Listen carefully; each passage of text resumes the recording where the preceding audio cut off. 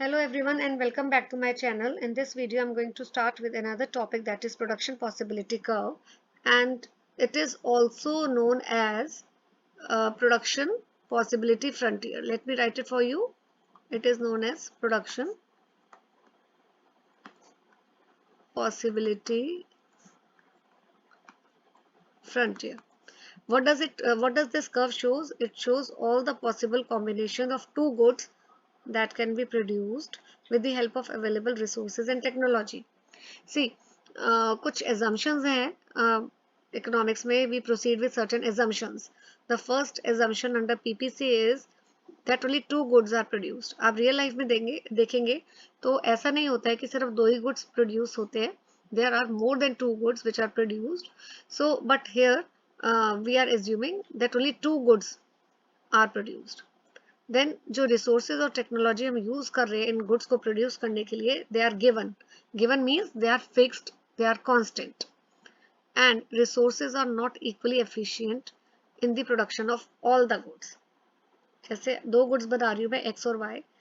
इस एक्स को बनाने के लिए जो भी मैं रिसोर्सेज यूज कर रही हूँ, अगर इन रिसोर्सेज को मैं शिफ्ट कर दूं वाई बनाने के लिए, तो the resources are not equally efficient in the production of good Y. जो ये resources x जब बना रहे थे, इन resources को यूज करके हम good x बना रहे थे, तो उतनी efficiently ये good Y नहीं बना पा रहे. तो these are certain assumptions. अब वापस आ जाते हैं इस definition में कि PPC कर्व क्या शो करता है? All the possible combination of two goods, right?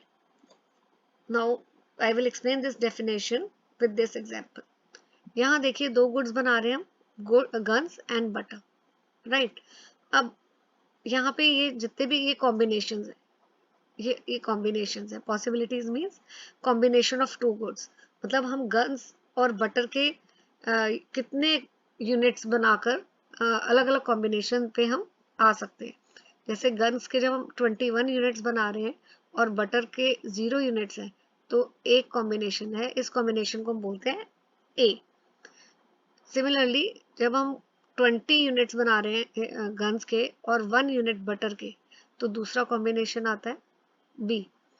अच्छा, अब आप इस चीज से एक और चीज एनालाइज कर सकते हैं, राइट. यहाँ पे इसको रब कर देती हूँ ताकि आपको दिखेगा प्रॉपर.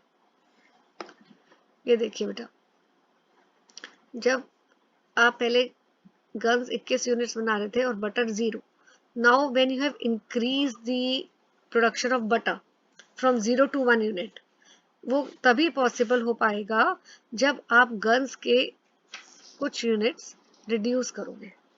ठीक है. सो इसका मतलब है कि more of one unit can be produced only if the production of the other good is decreased, right? So in other words I can say more of one good can be produced only by taking away resources from the production of another good. तो आप अगर एक good का, जैसे आप butter के 1 से 2 हो गए, तो ये यूनिट्स आप इंक्रीज कर रहे हैं, वो तभी पॉसिबल है जब गन्स के डिक्रीज कर रहे हैं. पहले 20 थे, अब 18 हो गए. So I am repeating, it means that more and more units of the goods, one commodity are sacrificed to gain additional unit of another commodity, right? वो अभी धीरे धीरे आपको, थोड़ा सा ये टेक्निकल लैंग्वेज है, अभी धीरे धीरे आपको समझ आएगी. सिंपल वर्ड्स में मैं एक बार दोबारा बता देती हूँ. अगर आप बटर के कुछ यूनिट्स बढ़ा रहे हैं तो वो तभी पॉसिबल है जब आप गन्स के कुछ यूनिट्स कम कर रहे हैं, प्रोडक्शन गन्स की कम कर रहे हैं. तो जब ये वाले जो कॉम्बिनेशन है, जैसे पहले एक कॉम्बिनेशन है 0-6, फिर दूसरा है 6-5, तो ये अलग अलग कॉम्बिनेशन है. पीपीसी इन्हीं कॉम्बिनेशंस को शो करता है, राइट. जैसे मैं आपके एग्जांपल के थ्रू आपको क्लियर कर देती हूँ. देखिए यहाँ पे मैं बटर ले लेते हैं, राइट, और यहाँ गन्स ले लेते हैं. इसकी स्केलिंग कर लेते हैं 1 2 3 4 5. स्केल से आप लेंगे तो बेटर है, अभी तो मैं रफ हैंड से कर रही हूँ. 3 6, 9, 12, 15, 18, 21, राइट। अब आप देखिए पहला, जब आप यहाँ पे देखिए 21, जब यहाँ पे देखिए मैं इसको हाईलाइट कर देती हूँ, आपको थोड़ा आसान हो जाएगा। वेट, यस, ये देखिए,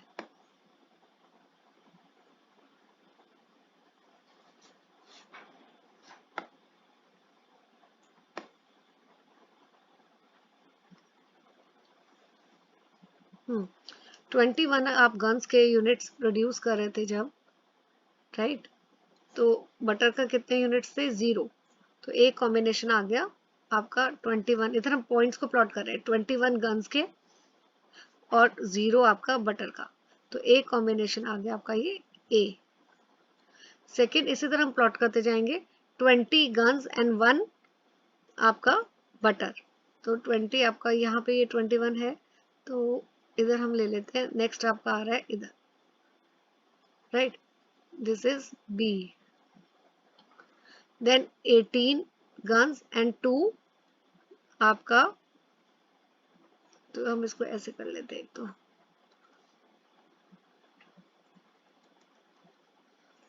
ठीक है, 18 एंड 2, ये आप देखिए मेरा बेटा थोड़ा सा स्मूथ चल रहा है ये, पर आप जब स्केल से बनाएंगे तो आपको थोड़ा सा इजी हो जाएगा। देन 15 एंड 3, 15 एंड 3, राइट, तो ये आ गया डी। देन 11 एंड 4, 11 हम इधर ले लेते हैं थोड़ा सा, एंड 4 यहाँ पे आना चाहिए थोड़ा सा, ये इधर, राइट, तो ये आ गया ई। देन 6 एंड 5, ये आ गया एफ। देन 0 एंड 6, यहाँ 0 गन्स का और यहाँ 6, तो ये आ गया नेक्स्ट पॉइंट आपका, ये इधर 6, इधर ही इधर आएगा 6। अब हम इन सारे पॉइंट्स को प्लॉट कर लेंगे,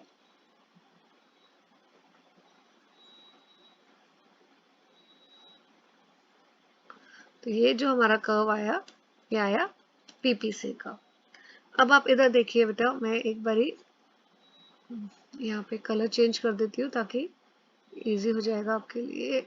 यस, अब आप ये देखिए, ये एक आपका पॉइंट है ए, ये B, C, D, E, F and G, right. अब एक ए कॉम्बिनेशन कब आपका आता है? जब आप गन्स के तो 21 यूनिट्स प्रोड्यूस कर रहे हैं और बटर का 0 है। सिमिलरली ये जी पॉइंट कब आता है? जब आप गन्स के तो 0 यूनिट्स प्रोड्यूस कर रहे हैं और बटर के 6 यूनिट्स। ये दोनों आपके तब है जब आप एक की कमोडिटी बना रहे हैं और दूसरे की 0 बना रहे हैं। In between A and G there are other combinations B, C, D, E, F. तो these are the various possible combinations. इनमें से इकोनॉमी कैन इधर go for any of the combination A, B, C, D, E, F. किसी भी combinations में आप guns और butter को प्रोड्यूस कर सकते हो। तो this shape is also called as concave shape. ये ऐसी है, देखिए, it is concave shape. Why it is concave shape? It is concave shape, reason being more and more units are sacrificed to gain additional unit of another commodity. देखिए यहाँ पे आप 0 से 1 एक यूनिट बढ़ा, 1 से 2 अगेन 1 यूनिट बढ़ा, ठीक है। तो ऐसे ही इन एक्स्ट्रा एक यूनिट बढ़ाने के लिए यू आर सेक्रीफाइसिंग। पहले आपने कितना सेक्रीफाइस किया? आपने सेक्रीफाइस किया पहले 1, फिर इसके बाद 3। तो when you are, because you are sacrificing more in order to produce additional unit of another commodity. That is why the shape is concave. Now I think this is clear to you. Now what is MOC? MOC is marginal opportunity cost. ठीक है, it is the amount of good which is sacrificed for the production of additional unit of another good. In simple language, इसको मैं ऐसे ही define करूंगी कि marginal opportunity cost का मतलब है number of units sacrificed, right, number of units sacrificed to produce the to gain additional unit of another commodity, कि कितने यूनिट्स आप एक कमोडिटी के सेक्रीफाइस कर रहे हैं. मार्जिनल अपॉर्चुनिटी कॉस्ट का मतलब है number of units of a commodity sacrificed to gain the additional unit of another commodity. Let's go back to the table. अब आप यहाँ पे देखिए गन्स में सेक्रीफाइस हो रहा है या बटर में हो रहा है. ऑब्वियसली बटर में तो इंक्रीज गेन कर रहे हो आप, लेकिन गन्स में आप सेक्रीफाइस कर रहे हो. कितना सेक्रीफाइस कर रहे हो? तो इनिशियली तो 21 था तो कुछ सेक्रीफाइस नहीं हुआ. फिर 21 से आपने कितना सेक्रीफाइस किया? आपने 1 यूनिट सेक्रीफाइस किया. फिर 20 से 18 में कितना सेक्रीफाइस किया? 3 किया. देन 18 से 15 में कितना किया आपने? राइट अच्छा सॉरी, इधर तो 20 से 18 it is 2, it is 2. Then आपने 3 किया. देन 15 टू 11 4 यूनिट सेक्रीफाइस किए. 11 टू 6 5 यूनिट सेक्रीफाइस किए. 6 टू 0 6 यूनिट्स किए. तो पहले ये आपका मार्जिनल अपॉर्चुनिटी कॉस्ट है. इसका मतलब number of units you are sacrificing to gain additional unit of another commodity.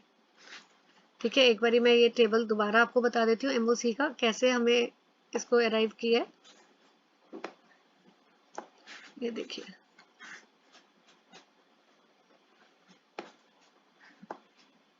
देखिए इसमें कितना आप गन्स में आप सेक्रीफाइस कर रहे हो, number of units that we are going to right. So yes, पहले तो आप देखिए इनिशियली 21 यूनिट्स थे गन्स के, उसके बाद 21 से 20 हो गए तो आपने 1 यूनिट सेक्रीफाइस किए. फिर 20 से 18 2 यूनिट सेक्रीफाइस किए. 18 से 15 3 यूनिट सेक्रीफाइस किए. 15 टू 1 4 यूनिट्स किए. देन 5 यूनिट्स किए. देन 6 यूनिट्स की. अच्छा, ये हो गया आपका मार्जिनल अपॉर्चुनिटी कॉस्ट, मतलब कि number of units sacrificed, right, number of units sacrifice. अगर इसी चीज को हम रेशियो में लिखें, एमआरटी, उसको हम बोलते हैं marginal rate of transformation. number of units, ratio of units of one good sacrificed to produce one more unit of another good. तो ये है number of units sacrificed upon number of units gained. देखिए table से आपको ज्यादा clear होगा. यही चीज एमआरटी का मतलब भी यही होता है जो एमओसी का है. The only difference is MRT में हम इसी चीज को रेशियो की फॉर्म में लिखते हैं. एमओसी में हमने नंबर बताया कि कितने यूनिट सेक्रीफाइस हुए, एमआरटी में हम रेशियो बताते हैं. तो पहला तो आपका नंबर ऑफ यूनिट सेक्रीफाइस वो तो वही रहेगा 1 2 3 4 5 6. ठीक है, अब हमें रेशियो बता रही है, राइट. अच्छा, अब देखते हैं कि ये तो पहला आपका ब्लैंक ही है.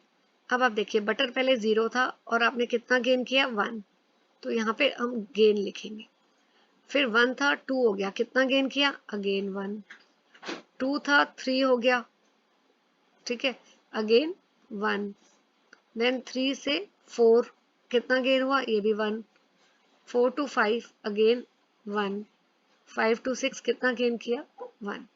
तो एमआरटी आपको क्या बता रहा है, number of unit sacrificed, ratio of unit sacrificed upon ratio of units gained. So it is ratio of unit sacrifice to the units gained. ठीक है, that is your MRT. तो MOC और MRT आपका एक ही बात है, लेकिन MOC में सिर्फ नंबर है और MRT में आपका जो है वो रेशियो की फॉर्म है. तो आज के लिए I think it is more than enough, right. Properties कर लेते हैं क्योंकि नेक्स्ट टॉपिक मैं आपको बाद में कराऊंगी. प्रॉपर्टीज में ये देखिए, it is a downward, PPC is a downward sloping. क्यों डाउनवर्ड स्लोपिंग है पीपीसी, ऐसा है. Why it is downward sloping? क्योंकि आप more goods you can produce only if more units of one good you can produce by sacrificing the units of another good. ये देखिए, हम एक ये वाले गुड्स हम ज्यादा प्रोड्यूस क्यों कर पा रहे हैं, क्योंकि हम यहाँ कुछ यूनिट्स दूसरे गुड्स के सेक्रीफाइस कर रहे हैं. सो इसलिए it's a downward sloping curve, right. That is, more of one good can be produced only by taking resources away from the production of another good. Now shape is concave to the origin. Concave क्यों है, क्योंकि increasing MRT, ये 1 marker आता है. Shape concave क्यों है आपका PPC का, because of increasing MRT. MRT मैंने क्या बताया, it is the ratio of unit sacrificed to gain additional unit of another commodity, right. MRT का मतलब क्या है, number of unit sacrificed, ratio of unit sacrificed to units gain. अब increasing MRT का मतलब क्या है, you are sacrificing more units to gain additional unit of the commodity. ऊपर देखिए, अब आप सेक्रीफाइस ज्यादा कर रहे हैं बेटा, सेक्रीफाइस आप ज्यादा कर रहे हैं to gain additional unit of the commodity. यहाँ पे देखिए सेक्रीफाइस क्या है, 1 2 3 4 5 6, और गेन कितना है, 1 1 1 1 1. So you are sacrificing more to gain additional unit of the commodity. This is increasing MRT. क्योंकि इंक्रीजिंग एमआरटी है इसलिए जो पीपीसी की शेप है वो कॉन्केव है, राइट. इसी में अब आ जाते हैं, क्या पीपीसी कॉन्वेक्स हो सकता है. कॉन्वेक्स का मतलब है इसकी शेप ऐसे बेटा, ऐसे. हाँ, पीपीसी कॉन्वेक्स हो सकता है जब एमआरटी डिक्रीज हो. एमआरटी डिक्रीज का मतलब है व्हेन एमआरटी, देखो इसको याद ऐसे करेंगे, एमआरटी क्या है, unit sacrificed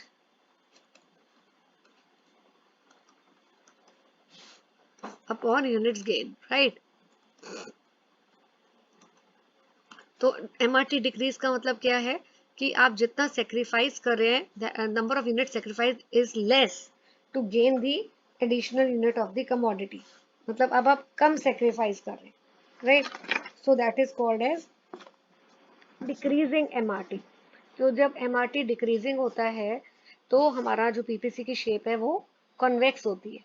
it means less and less units are sacrificed. Okay, PPC क्या स्ट्रेट लाइन हो सकता है. हाँ, पीपीसी आपका स्ट्रेट लाइन ऐसे हो सकता है जब एमआरटी कांस्टेंट हो. एमआरटी कांस्टेंट का मतलब है कि आप जो यूनिट सेक्रीफाइस कर रहे हैं वो सेम यूनिट सेक्रीफाइस कर रहे हैं to gain additional unit of another commodity. Same unit sacrifice कर रहे हैं, जैसे 4:1 4:1 4:1 ऐसे. और कॉन्वेक्स में एमआरटी डिक्रीजेस कैसे होता है, 4:1 3:1 2:1, MRT decrease है, right. Of this topic, attainable unattainable combination, that I am going to cover in the next video. Thank you.